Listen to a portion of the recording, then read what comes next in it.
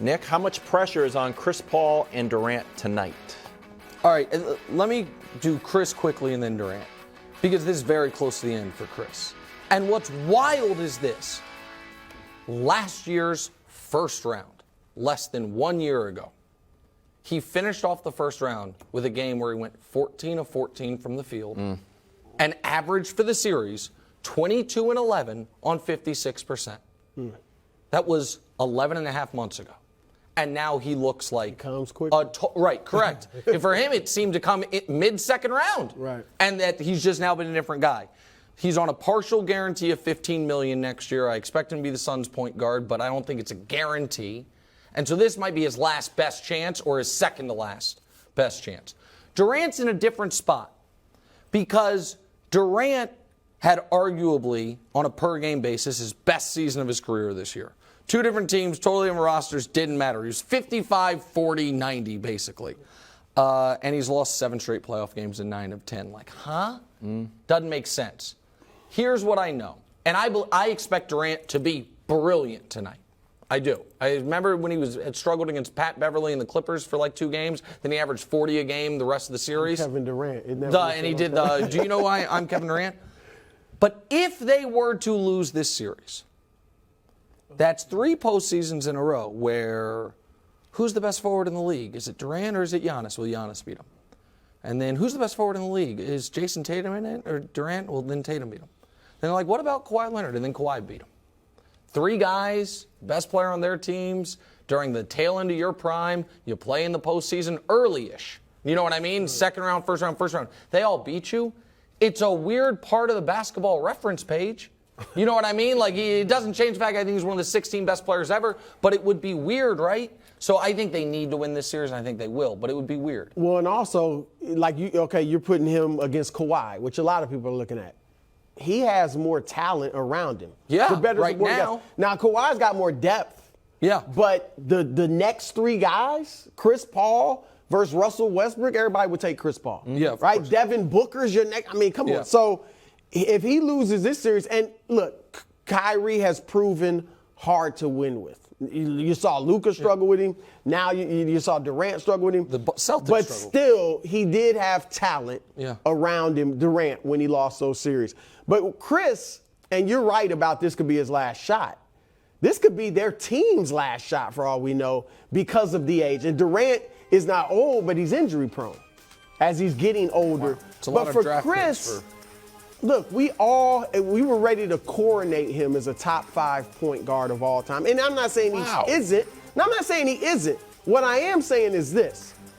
If they lose this series, the playoff failures are mounting.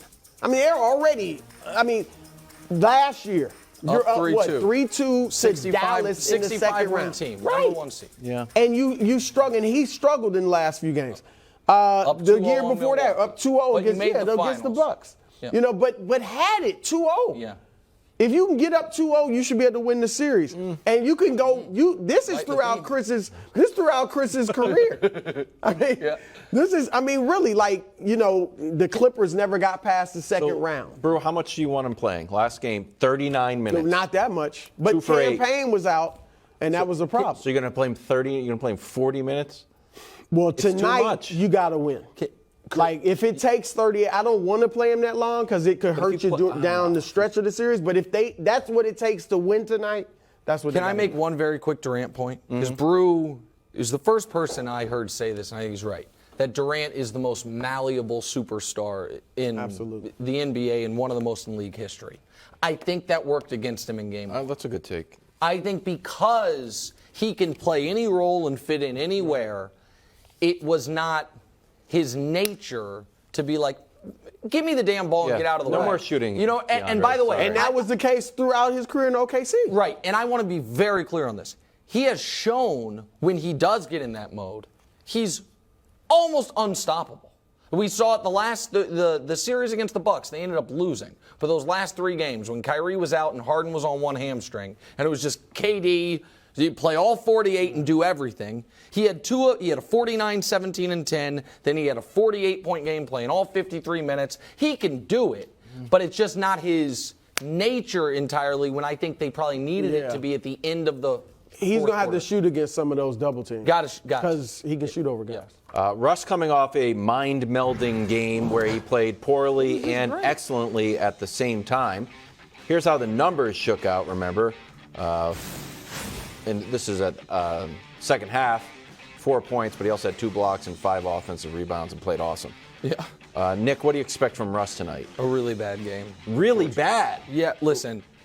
The last time Russell Westbrook won back-to-back playoff games, games 3 and 4 against the Warriors with OKC in 2016. That's 7 years ago. Since then, since that series, Russ averages 22 field goal attempts per game in the playoffs. That is third in the NBA behind Luka and Donovan. That seems too much. When he was with Houston, a similar role, the second guy, he averaged a humble 18 field goal attempts per game. So what I know is this, Brew, he's going to shoot. And I don't think that's going to work. And I don't know that at his age, he's going to be able to give the defensive intensity and focus that I thought was why at 3 for 19 he played a really good game 1 and won him the game. So I don't think tonight's a good Russ game. Look, I don't think he shoots 50%. In his last 7 games last 7 playoff games, he's shot 50% once. Yeah. So he's not going to shoot well. I don't see 3 for 19. Could I see 5 for 17 or something like that? Yeah. But here's the thing. But here's the thing. I don't know that Ty Lue will allow him to muck up the game.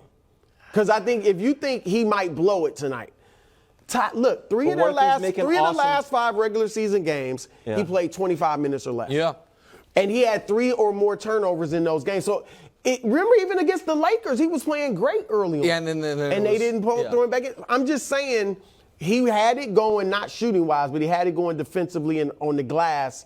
So Ty let him keep playing. I just think he's got enough depth where he might get him out there if he's really struggling. So what if he has this kind of like bizarre game where he's making great plays on the defensive end? If it's working, and he's throwing up 2-foot air balls on the offensive end. Well, that was an assist. That was not. It was a But that's why Ty Lue's going to be in a tough spot. No, Dude's making plays and also doing weird stuff. If he's doing what he did defensively and on the glass, you got to deal with it. Listen, I actually think we didn't spend enough time focusing on just one play. I should have him pull the video, but the block on Booker.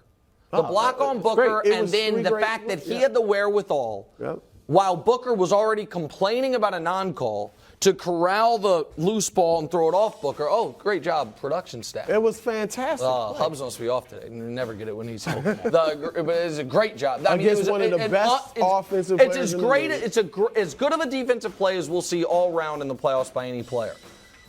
If he's doing that, I'll deal with the 3 for 19. Right. His history tells me he's not going to. Here's what I will say, though. Clearly, I don't care what he says in the press conferences. This is clearly, he's motivated by Durant. You think? Right. He's almost fighting fans. And that's what I'm wondering, though.